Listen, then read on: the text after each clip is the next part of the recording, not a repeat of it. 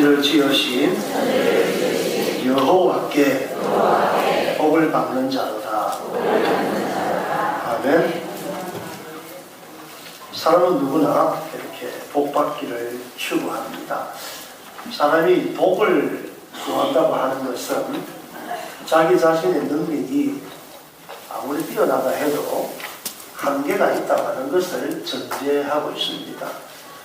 그래서 우리가 흔히 하는 말로 뭐 한의사를 하려는데 아유 날씨가 받쳐줘야지 이런 표현들 자주 하지요. 뭐는 큰 잔치를 베푸는데 날이 아주 뭐 태풍같이 불고 이러면 그 잔치가 망쳐버립니다. 그러니까 인간으로서는 할 수 없는 그와 같은 요소들이 세상에 참 많이 있죠. 그래서 사람은 자기들이 각 시대에 어느 상황에 있어도 잘났고 똑똑하고 뭐든지 할 수 있을 것 같은데 아니다 말이에요. 그래서 사람은 스스로 간구하기를 하늘에 심게 하나님께 복을 구하는 존재가 되었다. 이거는 너무나 당연한 일이다. 하나님은 우리에게 복을 주시는 분이시고 사람은 그 복을 받아서 살아가는 피조물이기 때문입니다. 우리가 지금 매일 묵상하는 신명기서를 생각해 보면 신명기는 하나님께서 모세를 통하여 주신 율법을 다시 한번 재조명하고 각인시켜주고 심어주는 역할을 하고 있습니다. 그 메시지의 주제가 하나님을 경외하고 의지하는 사람들이 복이 있다. 원래 성경에 나타난 그대로 한 번 더 각인시켜주죠. 지난주에도 말씀드렸듯이 어릴 때 우리 로버트 브라우닝의 시를 늘 기억을 합니다.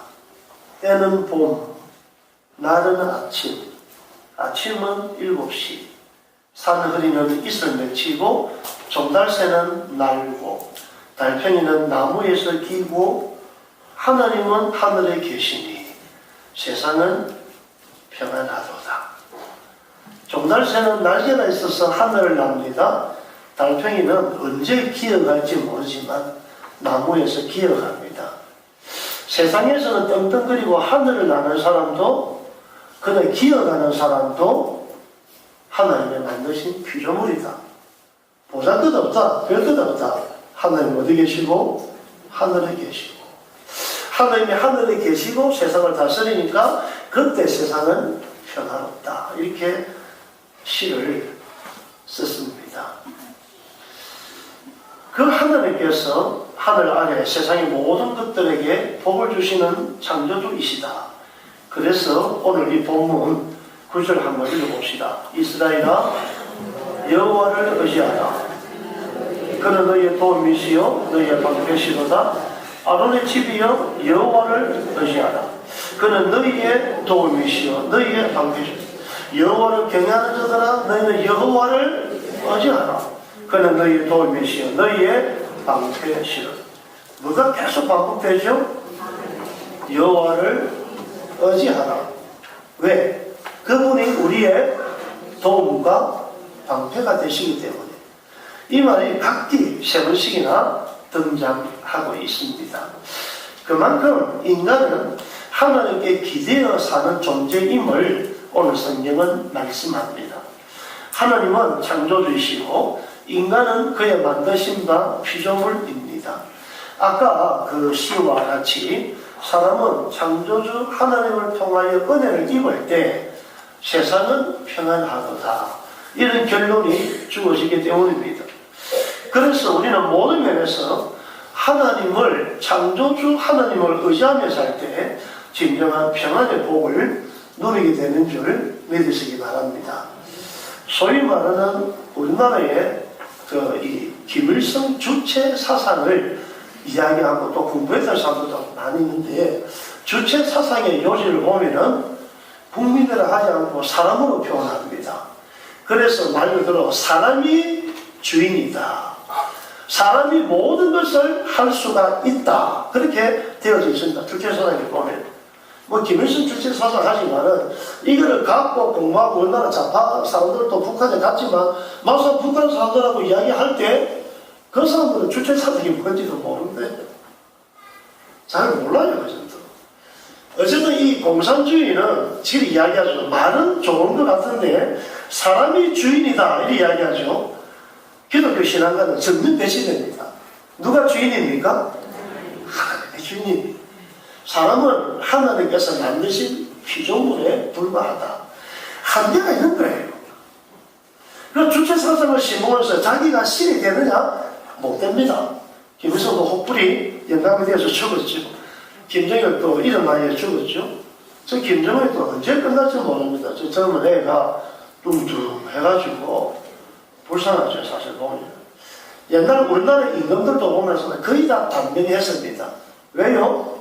일 안 하고 넣어서 먹기만 먹으니까 호색하고 그래 뭐 금방 병들고 다 거의 50 못 넘기고 죽었던 왕들이 아주 수두룩합니다. 여러분 인간은 내가 잘난 것 같을지라도 한계가 있다. 인정해야 돼요. 다시 한번 그 시를 기억하십시오. 하나님은 하늘에 계시니 세상이 평안하도다. 이 무슨 말인가? 하나님을 주인으로 여기라. 주인으로 모시라는 거예요.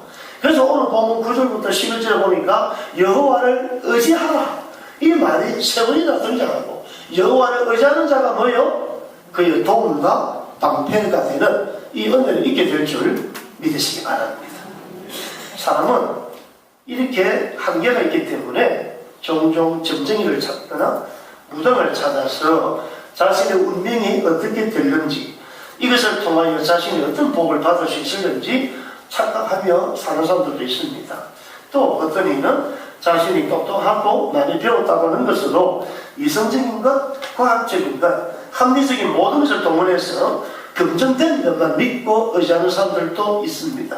소위 현대인들이요 똑소리 나는 사람들입니다. 하지만 그들이 알고 있던 오늘까지의 진리가 내일은 허구가 되어서 뒤집어지는 경우가 얼마나 많이 있습니까? 저 여러분들도 그런 경험을 많이 했지 않았습니까? 그래서 소크라테스조차 그러지 않았어요. 네 자신을 하라. 왜 그랬어요? 아니 오늘까지 어제까지 분명히 자기는 이것이 진짜이고 진짜 학문이고 이게 맞다고 믿고 자기를 따르는 사람들에게 가르치고 있었는데 오늘 검증되어서 이거 보니까 자기 말했던 모든 것이 잘못된 것이 너무 많이 있는 거예요. 너무나 틀린 것이 있으니까 기급을 하고 그때 나오던 명제가 네 자신을 한다. 내부터 알아야 돼. 이렇게 모르는데 내가 어떻게 남에 대하여 세상에 대해 평가를 했던가 라고 하는 거죠. 사람은 곧잘 자신들의 심리적인 불안을 해결하기 위해서 우상을 만듭니다. 거기 엎드려 절하는 사례를 많이 보는데 자 오늘 본문 왼쪽에 한번 보세요. 4절부터 보면 자 읽어보세요. 그들의 우상들은 은과 금이요 사람이 손으로 만든 것이다. 입이 있어도 말하지 못하고 눈이 있어도 보지 못하고 귀가 있어도 듣지 못하고 코가 있어도 냄새 맡지 손이 있어도 만지지 못하고 발이 있어도 걷지 못하고 목공이 있어도 작은 소리조차 내지 못하네. 8절 우상들을 자 그 다음에 굳이 딱 나옵니다. 우상들을 만드는 자들과 그것을 의지하는 자들 나오죠. 다윗과 같이 어리석다 했는데 구절에 뭐가 나오죠? 여호와 하나님을 의지하는 자 그는 너희의 도움이시요 너희의 방패시로다. 그렇게 교훈하고 있는 것입니다.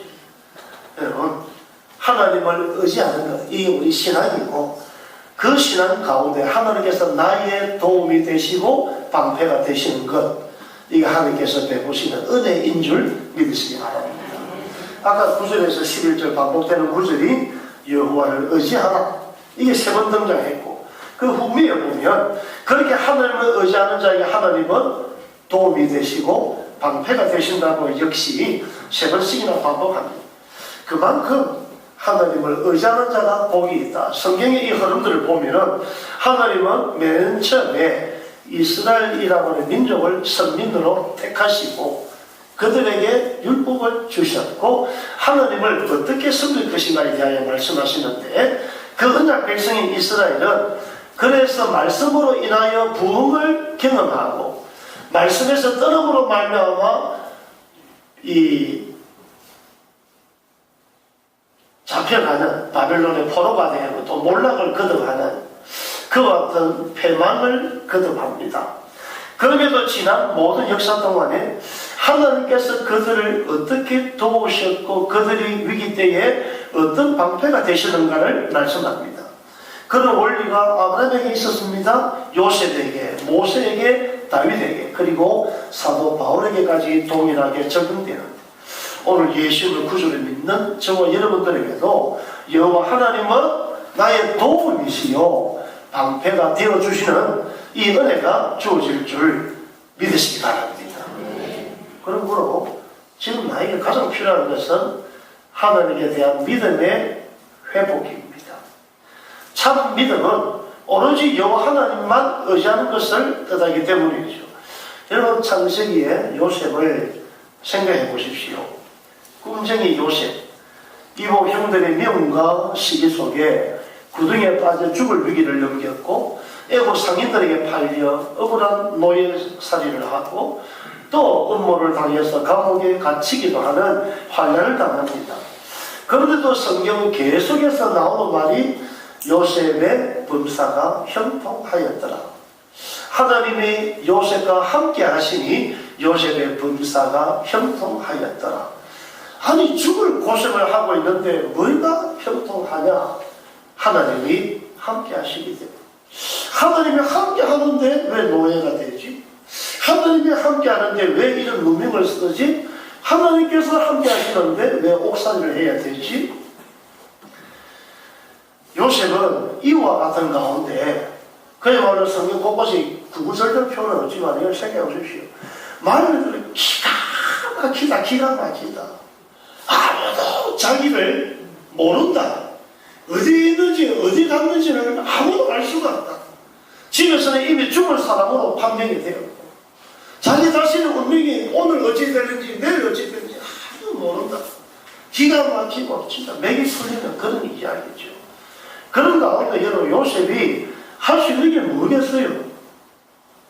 어릴 때부터 받고 듣고 보고 배웠던 믿음, 그 신앙, 여호와 하나님만 의지하는 것, 하나님만 붙드는 것, 하나님께만 매달리는 것, 하나님밖에 없다. 여러분 오늘 이 9절에서 11절 여호와를 의지하는 말이 3번 등장한다 했는데 왜 3번이나 등장했을까? 지금 저와 여러분들이 의지하는 말을 가만히 보면은 전적으로 하나님만 의지하는가? 사실 그렇지 않다. 왜? 내가 의지하는 돈이 있기 때문에, 내가 의지하는 직업이 있기 때문에, 내가 의지하는 건강이 있고 젊음이 있다. 내가 의지하는 나이도 있고 내가 의지하는 그 뭔가 있다. 내가 기댈 수 있는 언덕이 있기 때문에 하나님을 그만큼 의지하지 않습니다. 우리가 그런 부분에서 생각을 많이 해봐야 돼요. 그래서 오늘 이 부분을 여호와를 의지하는 말이 3번이나 계속해서 구절마다 강조하고 있는 것입니다. 사람이 정말 아무 바랄 것 없을 때, 정말 아무 낙이 없을 때, 그때는 하나님만 의지할 수밖에 없다. 제가 23살 때 아주 중병을 앓았다 그랬는데 폐결핵 3기를 앓았어요. 병원에서도 그냥 집에 가서 어쨌든 주로 약이나 먹고 치료가 안 되는 거예요. 옛날에는 어쨌든 그 좋은 공기 마시고 이거 방법이 없는 거예요. 이게 그러니까 제가 할 수 있는 게 아무것도 없잖아요. 늘 이렇게 조금만 기침하고 목에서 피가 각혈이 터지나 집에서도 완전히 격리가 돼가지고 마당에 있는 조금만 그런 방 하나에 내 혼자 유배돼가지고 왜 전염되기 때문에 옛날에는 그래서 엄마가 나한테 밥상 차려가지고 그 앞에 놓고 가면은 나는 내가 뭐 운동기도 아니고 그걸 다시 가면은 밥 먹고 다시 바깥에 내놓으면 엄마가 또 그것을 설거지 해가지고 또 삶 안에 전부 다 병균이 있을까 얼마나 비참한. 그러니까 뭐 제가 할 수 있는 게 아무것도 없는 거예요. 부산 그 광안리 바다가 지금 광안대교이 지금 큰 그 다리 그 앞에 옛날에는 그냥 어촌입니다. 그냥 그 앞에까지 자전거 타고 가가지고 하루 종일 바다 쳐다보고 갈매기 쳐다보고 내가 할 게 뭐였어요? 죽는데 사람이 할 수 있는 게 아무것도 없다. 그럼 그때 진정으로 생겼죠. 사대지 신앙이니까 내가 보고 받고 배우면 뭐예요? 하나님 밖에는 하나님 나 좀 살려주세요. 살려주세요. 조금 말하면 돼요. 피가 터지다. 말도 못하고. 그래서 거기에 푹 쉬고 23살 그 불편한 청년이 바닷가에 앉아서 그리는 거예요. 여러분 그 모습 생각하면 진짜 눈물 나요. 정말 아무것도 바라볼 것 없을 때 그때 이 말씀이 진짜 적평. 여호와를 의지하라. 여호와를 의지하라. 하나님만 바라보라. 하나님만 의지해라. 하나님이 진정으로 내가 정말 아무것도 바랄 수 없는 중에 여호와 하나님만 의지하니 하나님이 나의 도움이 되시고 방패가 되셔서 오늘까지 건강을 주신 줄 믿으시기 바랍니다. 그런 하나님. 요셉이 나중에 국무총리가 되었지만 그에게 찾아왔던 형들 아무것도 모르고 엎드렸을 때 나중에 알고는 같이 목을 껴안고 울잖아요. 형들이 두려움에 들 때 요셉이 그런 이야기합니다. 형님들 나를 이곳에 팔았으므로 한탄하거나 두려워하지 마소서. 당신들이 나를 이곳에 판 것이 아니라 하나님이 나를 이곳에 먼저 보내셨나이다.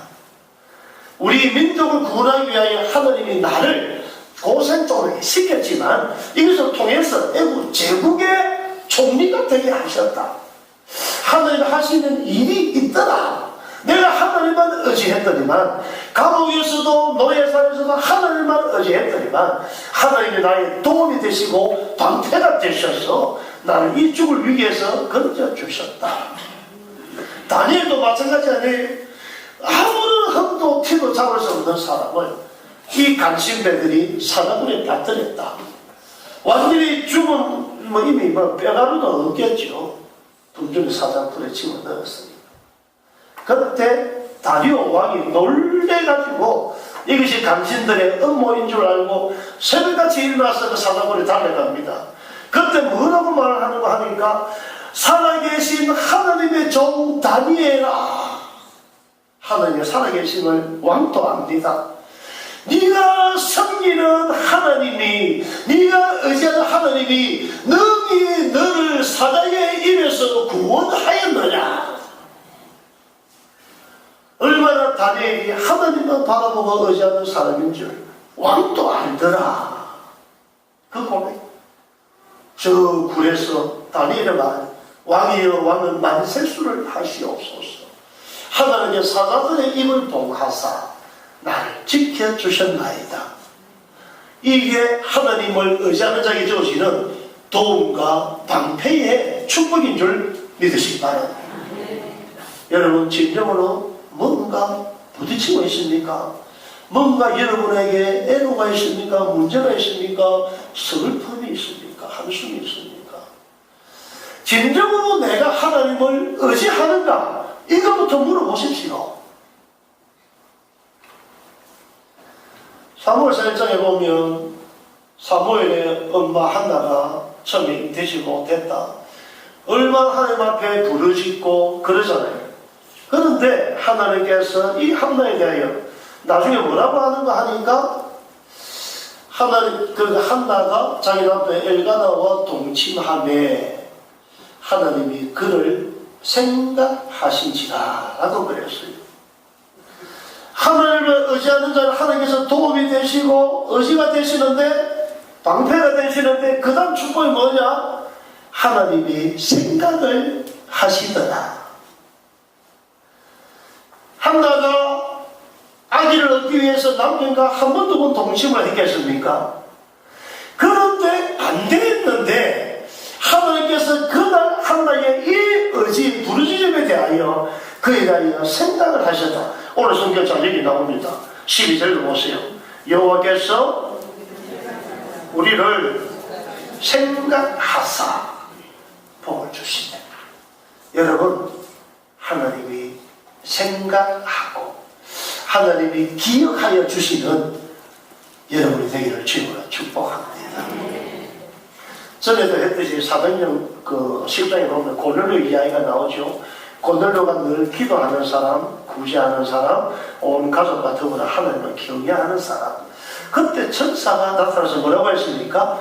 고넬료야, 좀 있으면은 네가 이런 일을 겪게 되는데 하면서 환상을 말합니다. 그때 이야기했던 게 너의 기도와 너의 구제가 하나님께 올라가신 바 되고 네 모든 일이 하나님이 기억하신 바가 되었다. 하나님께서 너를 생각을 했다. 하나님이 생각하여 주시면 여러분 모든 면에 결말이 아름답게 주어지는 줄 믿으시기 바랍니다. 하나님이 생각을 하셨다. 하나님께서 평소에 생각 안 하시겠어요? 그런데 내 기도에 내 부르짖음에 하나님의 응답은 생각을 하셨다. 지금 우리나라 통일의 기운이 싹 트고 있습니다. 이것이 진짜인지 공산당의 거짓말인지 우리는 알 수가 없습니다. 그런데도 우리나라는 좌우파로 나뉘고 혼란도 많이 있죠. 그런데도 저는 언제나 우리나라 애국가를 부릅니다. 그 가사가 너무 좋아서 하나님이 보호하사 우리나라 만세. 보호가 뭐죠? 돕는 거예요. 참 누가 이렇게 지었네. 참 잘 지었다. 하나님이 보호하사 하나님이 도우신다고 하는 것은 우리가 하나님을 의지하는 것입니다. 하나님께서 보호하사라고 하는 것은 하나님이 이 나라 인민족을 생각한다는 말입니다. 하나님이 생각하시기에 이 나라 지켜주실 줄 믿으시기 바랍니다. 하나님이 나를 생각해 주시는 사람, 하나님이 내 사업을, 내 직장을, 내 아픔을, 내 질병을 생각하사 도우시는 사람만큼 복 있는 사람이 어디에 있을까? 12절 끝에 보니까 하나님의 생각하사 복을 받는 사람은 뭐요? 자, 13절을 봅시다. 높은 사람이나 나리가 만드는 여를 경외하는 자들에게 복을 주시리로다. 12절 우리를 생각하사 뭐요? 복을 주시고. 인간은 복을 받아서 살아가는 존재요. 하나님은 복을 주시는 분인데 복을 받을 수 있는 사람은 하나님을 의지하는 자, 하나님이 생각하여 주시는 자인 줄 믿으시기 바랍니다. 그래서 14절 끝에 여호와를 경외하는 자들은 복을 받는다.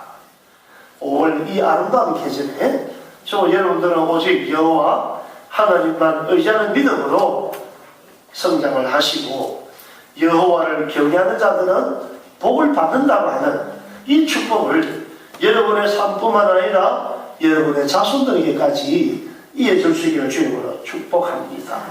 그래서 14절에 읽어보세요. 여호와께서 너희를 곧 너희와 너희의 자손을 더욱 번창하게 하시기를 원하노라. 여태 들었던 그 말씀이, 그 복이, 그 은혜가 내 대에서 끝나면 안 되고 자손들에게까지 이어지게 해야 된다는 말입니다. 10계명 가운데 5계명을 보면은 내 부모를 공경하라. 그리하면 내 하늘의 여호와가 내게 준 땅에서 내 생명이 길리라. 에베소 6장 1절 이하에서도 부모에게 대한 공경은 약속 있는 첫 계명이고 이를 실천함으로 네가 잘되고 땅에서 장수하느니라고 했습니다. 이 가정의 달 맞이하면서 가정은 언제든지 부모, 자식, 남편과 아내로 구성되어 있음을 기억합니다. 하나님께서는 이 질서를 유지하면서 사람이 자기 가정을 잘 돌봐야 할 것임을 말씀합니다. 지금 우리의 위기가 무엇입니까? 부모 세대는 하도 어려운 시기를 보였기에 정말 하나님만 의지하고 섬기는 것이 습관화되어 있습니다. 약간 70년대 해도 아까 그 사진들 보셨잖아요. 얼마나 힘이 들고 어려. 동네에도 이렇게 보면은 그 남아 도는 게 그냥 땅이고 그때 중곡동 저쪽에 살았는데 그 뭐 보면 주택도 몇 가구 없고 그냥 빈 땅이 많은데 겨울이 되면은 동네 사람들이 그 땅을 그 이제 정부 땅인데 그게 수돗물을 뿌려가지고 얼음판을 만들어요. 그래 놓고 아이들 그 스케이트 타러 오라고 뭐 20원씩인가 그 받고 그렇게 이렇게 했던 것이 많이 있었어요. 그만큼 별 볼일 없었다, 서울도. 옛날 우리 그 뚝방교회 맨 처음에 시작할 때는 그 교회에 올라온 사람에서 이야기했죠. 그 교회 구성원들 한 90% 이상이 전부 다 전라도 사람들입니다. 왜냐니까 그 당시 뭐 60대, 70대 전라도, 충청도 이런 데는 다 그냥 농촌이잖아요. 먹고 살 길이 없어요. 뭐 이 농사가 잘 안 되기 때문에. 그러니까 굶어 죽으니까 무작정 상경, 뭐 유행가에도 나오고 이영하에도 나오고 그런 이야기 있잖아요. 호남 쪽의 사람들이 피해를 많이 받죠. 그래서 굉장히 많이 올라왔다. 그래서 그분들이 이제 올라와서 서울을 지키고 또 뭐 청계천 데 가서 서울역에 가서 지게 지고 또 뭐 구르마 끌고 그 우리나라 경제를 그렇게 일으킨 거예요. 그런데 그와 같은 시대에는 사람들이 의지할 것이 없으니까 진짜 하나님만 의지하고 섬기고 믿음도 진실했다. 1974년이 되었습니다. 3년. 74년. 그때 또 뭐 이 여의도 비행장에 빌리그람 목사님 오셔서 100만, 150만, 170만까지 모이는 8월 15일 전후해서 그때는 사람들이 참 많이 모이고 산에도 막 기도원도 많이 있고 어디든지 교회를 세우면 사람들이 찾아오고 부흥을 했다. 그렇게 부흥을 하고 한 은혜를 받고 복을 받고 하늘에 잘 살죠. 잘 살게 되는 거 같아요. 이제 교회 안 오는 거예요, 사람들이. 복을 주신 하나님이 참 기가 막힐 겁니다. 하나님 도와주세요, 도와주시면 날 교회만 와서 살. 여러분, 우리 학생 때만 해도 세상에 낙은 없어요. 교회 가는 게 제일 즐거웠죠. 교회 가면 인연극도 하고, 교회 가면 과자도 주고, 교회 가면 이제 나도 보여주고, 교회 가면 선생님들이 뭐 율동도 하고, 교회 가면 재미난 노래도 하고, 세상에는 그런 게 없거든. 그런데 그렇게 해서 신앙생활 잘하고 하나님께 복을 받고 이 나라가 전부 다 예수 믿는 그런 나라가 됐잖아요, 솔직히. 지금 뭐 예를 들어 잘나가는 사람들 보세요. 여러분 재벌들이나 국회의원들이나 뭐 정치하는 사람들 중에 예수 안 믿는 사람도 별로 없어요. 뭐 나무아비 탐을 하는 사람도 별로 없습니다. 거의 다 기독교인들이 많아요. 그런데 왜 우리 사회가 바뀌지도 않을까? 이게 부자가 되니까 배가 부르니까 옛날 것을 자꾸 잊어버리는 거예요. 그래서 오늘 성경은 그 이야기를 하는 거 여러분 놓치지 말아야 됩니다. 너희뿐만 아니라 너희 자손이 복을 받아야 된다고. 우리 시대에는 기댈 것이 없으니까 하나님만 의지하고 바라고 하는데 지금 자식 세대는 안 그렇잖아요. 말 하나 우리들 세대는 주일이 되면 여러분들처럼 다 교회에 나옵니다. 내일 교회 오세요. 전화 안 해도 다 옵니다. 문제는 우리 자녀들이요, 손주들의 세대입니다. 솔직히 이들 세대들은 큰 고생 없이 자랐습니다. 우리가 전쟁을 치르고 배가 고파 죽어가는 그 아픔을 상상조차 하지 못합니다. 부모로서 자식들은 고생시키지 말자 하면서 다들 허리띠 졸라매고 오냐 금이야 오기야 길렀죠. 그랬더니 이들이 의지하는 것은 하나님이 아니고 부모가 되었습니다. 하나님보다는 눈에 보이는 부모의 재산이나 노리고 부모 세대가 무엇을 나에게 해주지 않는가 이걸 생각하고 왜 우리 부모는 별로 없어 나는 흡수저인가 이런 이야기하고 한참 잘못했죠. 내가 만난 하나님, 내가 경험한 여호와 하나님, 내가 섬기는 살아계신 하나님을 우리는 반드시 자녀 세대들에게도 전수해야 될 줄 믿으시기 바랍니다. 여러분 지금 머리가 희끗하신 분들 가운데 한번 생각해 보십시오. 여러분의 자녀가 지금 이 자리에 앉아 있는가? 앉아 있는다 할지라도 여러분이 죽으면은 그 자녀들이 교회에 가기나 할까? 엄마가 아빠가 살아계시니까 안 가면 또 전화하고 난리치니까 아들도 가고 며느리도 가고 딸도 가고 사이도 교회 가고 그런 경우도 왕왕 있지만 여러분 젊은 세대들 보십시오. 주일날 아까 저기 유치부 어린아이들 봤죠? 애가 몇 명이 됩니까? 주일날 우리 자녀들을 교회에 보냅니까? 교회 가는 것보다 그냥 공부해 공부. 그러게 주일학교부터 청년부, 장년부 이르기까지 신앙생활을 제대로 하고 있는가? 우리는 지금 너무 방관하고 그저 자식들 출세하고 잘 살기만 바라고 이게 우리의 기도가 되어 있습니다. 오늘 성경 13절 다시 한번 읽어봅시다. 누구를 막론하고 뭐요? 높은 사람이나 낮은 사람 막론하고 어떻게? 여호와를 경외하는 자들은 복을 주시리로다.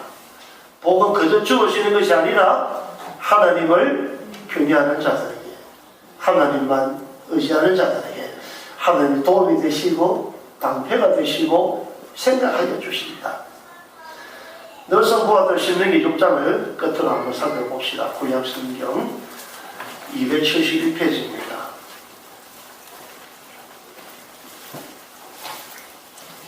신명기 6장 1절 자, 한번 읽어봅시다. 이는 명령과 규례와 법도라 너희가 건너가서 찾을 땅에 행할 것이 있고 너와 내 아들과 내 손자들이 평생에 내 하나님 여호와를 경외하며 내가 너에게 명한 그 모든 규례와 명령을 지키게 하기 위한 것이며 그래함으로 네 나라를 장구하게 하기 위한 것이 아니냐. 그러므로 이스라엘아 듣고 삼가 그것을 행하라. 그리하면 네가 복을 받고 또 실제로 보세요. 이런 것들을 네 자녀에게도 부지런히 가르치며 집에 앉았을 때이든지 길을 갈 때이든지 누워 있을 때이든지 일어날 때이든지 이 말씀을 강론하고 너는 또 그것을 내 손목에 내 기운으로 삼고 내 미간에 붙여표로 삼고 또 내 집 문서조 바깥문에 기록할지 아이가 집을 왔다 갔다 들락거릴 때에도 그때에도 하나님의 말씀을 가르치라. 항상 그렇게 해라. 그렇게 하지 않으면 우리가 하나님의 경향으로 복을 받았다 할지라도 그 복이 우리 대에서 끝이 난다. 내 자손들에게까지 이어지게 하는 축복. 이것이 진정한 가정의 달의 의미요 우리의 과제인 줄 믿으시기 바랍니다. 아무쪼록 이 말씀을 삼가 잘 생각하고 하나님이 보호하사 우리나라 만세 애국가 가사처럼 여호와 하나님만 경외하고 의지함으로 얻게 되는 하나님께서 보호하여 주시는 하나님께서 내 방패가 되시고 도움이 되어 주시는 그리고 내가 위기에 대해 내 눈물에 대해 하나님이 그런 나를 생각하사 그 축복이 나에게뿐만 아니라 우리 자녀들에게도 이어지게 되기를 주님을 간절히 축복합니다.